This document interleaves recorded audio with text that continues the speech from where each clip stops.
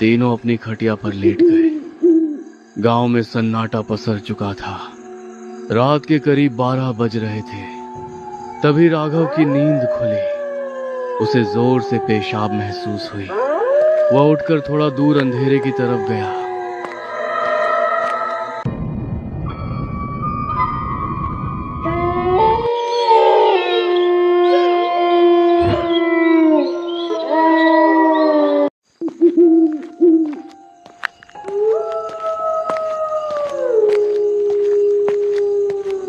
अरे भाई, इधर से तो खेत का काम करके जाते जाते बिल्कुल पसीना पसीना हो जाता है।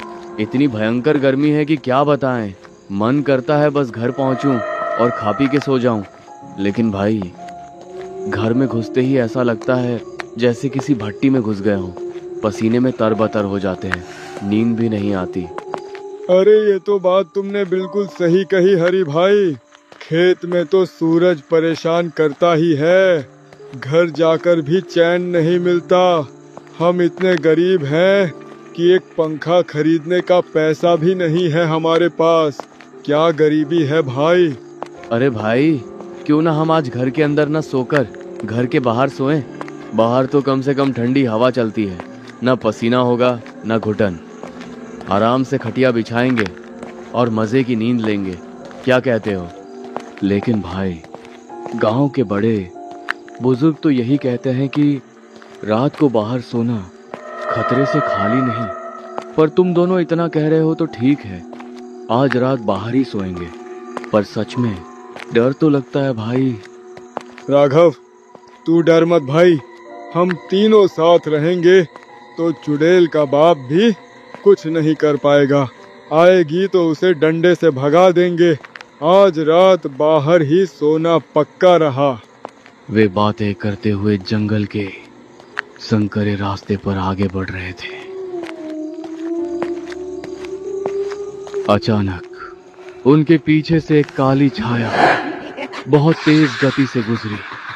फिर अचानक उनके आगे से कुछ दूर पर वही छाया फिर से गुजरी।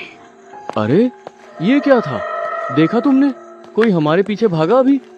अरे कुछ नहीं होगा, कोई जंगली बिल्ली या कुत्ता होगा। चल जल्दी चल, घर पास ही है। वे तेज कदमों से चलते हुए गांव पहुंच गए।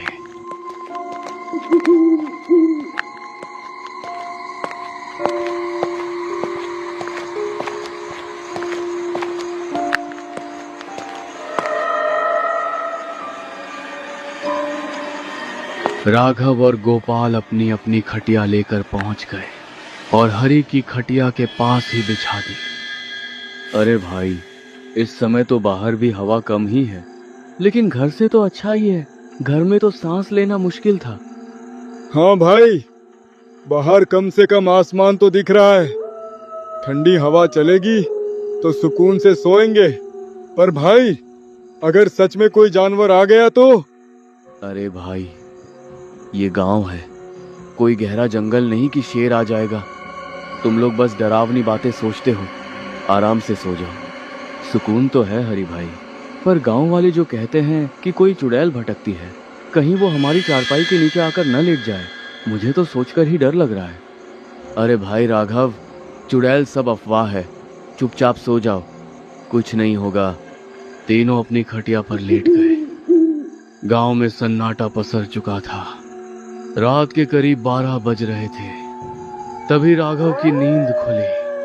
उसे जोर से पेशाब महसूस हुई। वह उठकर थोड़ा दूर अंधेरे की तरफ गया। जब वो पेशाब कर ही रहा था, तभी उसके पीछे से कोई साया बिजली की तेजी से भागा। कौन है मेरे पीछे? हरी भाई, तुम हो क्या? उसने पीछे मुड़कर देखा। उसके सामने एक भयानक डरावनी चुड़ैल खड़ी थी। तू कौन है? यहाँ क्या कर रही है? भाग जा यहाँ से। राघव, तुझे बाहर सोने का बहुत शौक है ना? घर में गर्मी लग